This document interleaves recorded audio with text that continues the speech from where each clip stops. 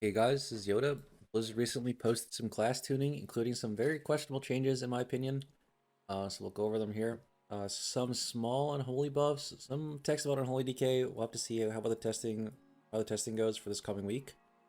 But unholy decay is being messed with. They seem to be putting a lot of effort into DPS decay, so I would not be surprised. It is extremely strong for a third season in a row, either Frost or Unholy. Hero of the Grove. So this is the Boomy Star Surge set where they were one-shotting bosses, and now it's capped at 50 times base spell power instead of 50% of health. No more cringe bear forming, but the cap, I'm told, is like 75% lower than it was before, so this is going to be a massive nerf to Keeper of the Grove. Not sure if Boomy is still going to be good. Again, stay tuned for future PTR testing as the week progresses. Some changes to Dev Evoker Scale Commander set. I don't think it's really a big buff or a nerf. They're mostly trying to change the playstyle. But, you know, Dev Evoker is not really a meta contender because it just does like pad damage only and doesn't have a raid buff. So, geez. Some Dark Ranger changes to BM Hunter, which are completely irrelevant because Pack Leader is much better even with all these nerfs. Speaking of nerfs, BM Hunter is getting like many lines of nerfs. Stampede damage reduced, stat bonus reduced. Stampede now works, I guess this is a buff. Some serve buffs for Pack Leader and BM overall nerf. Sentinel MM minor buff. So BM Hunter was extremely strong before the patch. I did see some nerfs. I don't think it's like terrible, but you know, it's BM Hunter needs to do a lot of damage to be quote unquote meta. I could see it potentially being played in like a Brewmaster comp, since you get the 8% physical debuff, which is massive for BM Hunter. As for like you know, the comp that everyone is most likely going to play with the OP specs, DPS DK and Arcane Mage, I don't see BM Hunter being the third spec, but you know, we'll see. The Mage changes, don't worry about it. A Mage will be meta right now. I believe Spellslinger Arcane is the best, but I'm sure something will change and another Mage spec will be the best if that gets nerfed, so don't worry, Mage will for sure be meta again for the 90th season in a row. Minor buffs to Master of Harmony, actually major buffs to Master of Harmony Brew. I don't think Master of Harmony Brew will be meta in keys. The main reason is that Harmonic Surge does not scale with target count, so if Master of Harmony was doing so much damage that it was meta in keys, then it would be doing like, it would be extremely overtuned in raid, because that would mean the tier set was doing so much single target damage that it was making up for the fact that it doesn't do AoE in keys, which would mean that Brew would be doing like 50% more than the next best tank. So it would probably be nerfed. So I'm not too concerned about this. I'm pretty sure you would still play Shadowpan. But yeah, some Brew fixes. We'll have to see what this means, or if it's actually fixed rather, in the coming week. Mistweaver M Plus changes. These are pretty good for M Plus, I think. All right, and now the doozy, Lightsmith. Lesser weapon healing increased by 100%. Damage reduced by 66%. Okay, Bulwark Absorb increased by 100%, so that's decent more self-healing. Hammer and Anvil is now 40 instead of 75% effectiveness, so this is a massive damage nerf. I do have some logs pulled up from before and after. So this is going to be before, from July 10, when I did a Gambit 17. Don't think we timed it. But anyway. As you can see here, Hammer and Anvil is doing massive amounts of damage, 1.2 mil. Lesser Weapon is doing 704k. Also worth noting, the average hit from Lesser Weapon is 936k. This is a log from today after the change, like the whatever balance change they did. So it's kind of really hard to understand what they actually plan to do. So the Hammer and Anvil change, I think, is exactly what they mentioned. It was doing 1,220,000. Now it's doing 514. So it's like a crazy nerf to Hammer and Anvil. Lesser Weapon, however, so I think they might have got the numbers mixed up or something. So it looks like Hammer and Anvil is doing less than half of what it was doing before, but Lesser Weapon was doing, it did 600k DPS, and before it was doing 700k. So it's a very minor nerf from Lesser Weapon. It's more from Hammer and Anvil.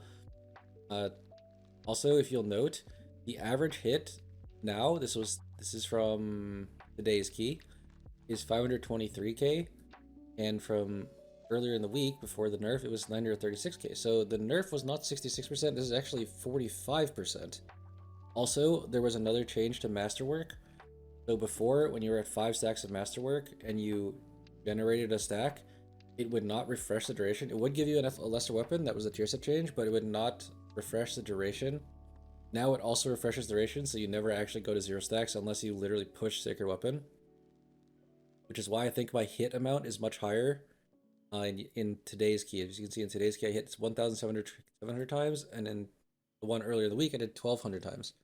That's why the DPS is actually not going down that much from lesser weapon. Is that change actually intended? Who knows? Did they actually mean to nerf these abilities by like less than the amount stated? Again, who knows? Like, it's at this point we're dealing with a multi-dollar company, so it's really hard to tell exactly what they intended. For the overall, however, I did 4.378 million earlier in the week, and then today I did 3.658, so it's about 700k DPS difference, which is like between 15 and 20%, which is a massive DPS nerf to Prot Paladin. I am not sure why they did this. Prot Paladin was like the 3rd out of 6 in DPS, and now it's going to be much lower than that, so we're really sad. I don't know why they did this. It really makes no sense. Kind of makes you wonder who is working over there, but it is what it is. Survivability hasn't changed though, so I guess if you can still play Prot Paladin, you'll just do less damage. Unless they fix something. Templar was changed, it now works. For my testing, Templar does about the same damage as Lightsmith now, like the nerfs Lightsmith, and it's just way harder to survive, so it's just worse. Unlucky. Colossus, 4 set bonus updated, so deep wounds. This nerf makes deep wounds only 80% stronger instead of 100, and rend. Also combined with fueled by violence. The fueled by violence nerf, you're healing for like 60% as much as you were before. Fueled by violence. Honestly, it could have been worse, to be honest. We'll take it. But I really hope they give something back to Prot Warrior, because this is like another nerf, a string of nerfs to Prot Warrior. And also the Dungeon Pool is really bad for Prot Warrior, so we'll see if they do anything. Found Thane tier set has been redesigned. It now does something, whereas before it did nothing. It is actually pretty good. I think it might be better for damage and keys. Survivability wise, Healed by Violence does absolutely nothing or very little when you play it with Thane, and it does a lot when you play it with Colossus. So your self-sustain is going to be quite a bit worse, but the damage is going to be better, so I'm not really sure what you'll end up doing. Probably going to play Thane, I guess, for damage, but, you know, who knows at this point. Also, I noticed some other changes. Diamond Void Core low mana effect threshold reduced 25%, was 50, so that means it's harder to proc this than before. All Devouring Nucleus, this is the cheat death trinket. Health restore effect on killing blow now heals the player to 20% instead of 10. Failed damage cap increased by 20%. Health threshold stabilized, reduced to 65 was 75. So this trinket is still complete trash. It is comparable, like with an if you went to Dragonflight, if you're like we're gonna be in War Within Season 3. If you went to Dragonflight and farmed a Prophetic Stone Scales at item level 522, that trinket will be better than this cheat death trinket, and I don't think it would be very close. So by comparison, the Dragonflight cheat death trinket gives you like 1 to 2 seconds of immunity when it procs. This does not do that. In fact, it just puts you at 20%, which is, you know, you could die. And on top of that, the Dragonflight cheat death trinket will also give you straight up damage reduction against all the mobs you're fighting, and on top of that, it gives you haste. So and it has main set on it too. There's like 4 different things that is better than this cheat death trinket. And this cheat death trinket, so when you die, you just get healed to 20%. So if you get meleeed again, you die again. On top of that, you need to be healed to 65 or you die to your trinket. This change does nothing because you were never going to get overkilled anyway. And also, the trinket comes with verse instead of main stat. So I would literally go to Dragonflight and farm a Prophetic Stone Scales and wear that before I put this on. That's how bad this cheat death trinket is. Even after the change. They need to drastically change this before it sees play, in my opinion, in high keys. Eradicating Arcade Core. Don't think this really matters, but we'll see if no one ends up playing it. And that is it for the patch note review. Not going to update the tier list since I literally just did it yesterday. Do expect something later in the week when we've had more time to play with all these changes. Hopefully they actually decide what they're going to do with Paladin, because like they posted a bunch of patch notes and like none of the numbers are right in the patch notes, and there's also other unannounced changes to Paladin. So hopefully they figure out what they actually want to do, and also hopefully they figure out that tanks want to do damage, and tanks that do no damage are no fun. Alright, thanks for watching. Peace out.